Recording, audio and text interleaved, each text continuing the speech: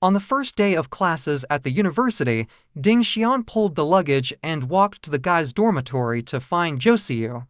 Unexpectedly, she was stopped by the auntie in charge and forbidden to enter. Ding Xian stood without considering everyone else on campus. Downstairs, someone called out Josiu's name and requested him to pick him up. Many people were paying attention to Ding Xian's movements. Ding Xian expressed his feelings for Josie directly, but Josiu did not want to fall in love and instructed Dingxi to return to class. They all led their own lives. But Ding Xian did not flinch, instead taking out a robot and handing it over to Josiu, where he kept his secret. Josiu brought the robot toy back into the bedroom. Inside was a web page. Josiu accessed the web page on his PC. The memory goes back to August 2009. Ding Xian moved to Deep Sea City with her parents.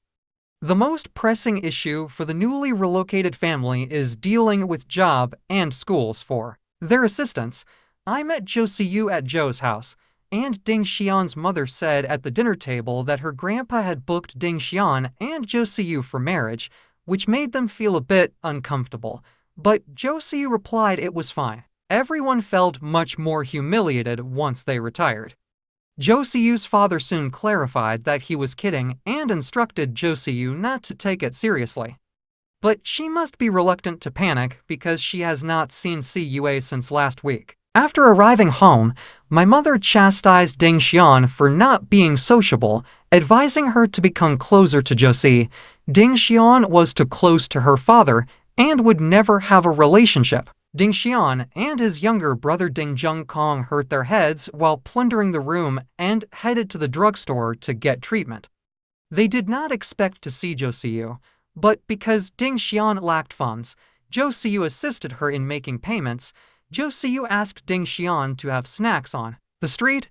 He was thrilled at first, but Josiu mocked Ding Xian's horns, making him upset. He turned and left. Ding Xian remained angry at home, hoping not to face the hapless Josiu once school began. The next day, his father, Ding Wenchang, was rushing to get to work. He didn't have time to send Ding Xian to school, and Ding Xian arrived nearly late because he couldn't find his school card. When Ding Xian arrived at school, everyone had already begun the student conference. The instructor from the Academic Affairs Office noticed Ding Xian's tardiness and instructed her to stand behind. Josiu was unexpectedly late, and both of them were penalized with standing. And Ding Xian and Josiu were assigned seats and became the same table. Ding Xian was concerned about what was ahead. Ding Wenchang also works at Ding Xian's school. On his first day of work, he wanted to introduce himself to his classmates.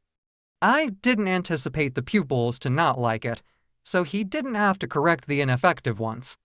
This is rather embarrassing for Ding Wenchang. Ding Xian assumed he was just temporarily sitting at the same table as Josiu, but the instructor informed him that he would not be allowed to reallocate seats until 1 month later, making Ding Xian incredibly uncomfortable. After class, my father invited Ding Xian to lunch. Ding Xian fled when he saw his father, fearful that his classmates would mock him. Su Bo never went to dinner with Ding Xian. They had known each other since they were little, and they were both good scholars in their 3rd year of high school.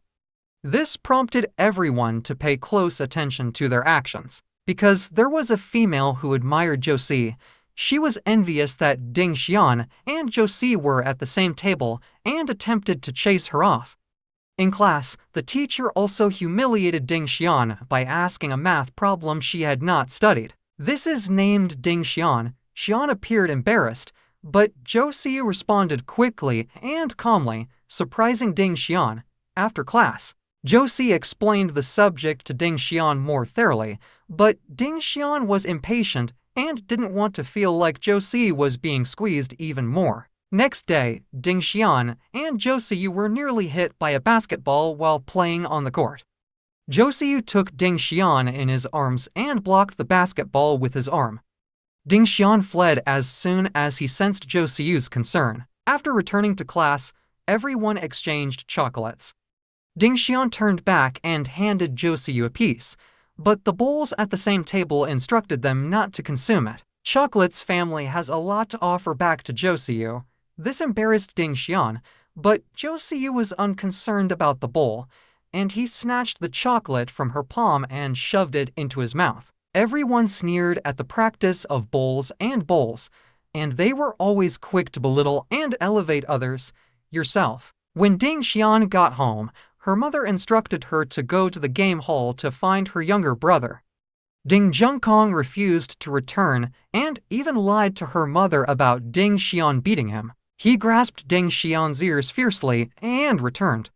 Currently, Zhou Siyu and Zhou Siyu's several students also left to play games. Ding Xian instantly released go of his younger brother, and Zhou Siyu simply stated that Ding Xian returned home after school and walked away. Wan instructed Ding Xian to swap seats with her because Zhou Siyu Yue approached her and stated that Ding Xian had terrible marks and wanted to assist her makeup lessons, so he considered shifting her seat back. When multiple players played the game, Ding Xian's dancing machine outperformed Song Ziki, giving everyone a distinctive impression of Ding Xian. After that, Ding Xian intended to play on the claw machine with Zhou Siyu, but he didn't expect to lose to him, so he took his younger brother and returned. After she returned home, Ding Xian wanted to talk with her mother about purchasing a cell phone.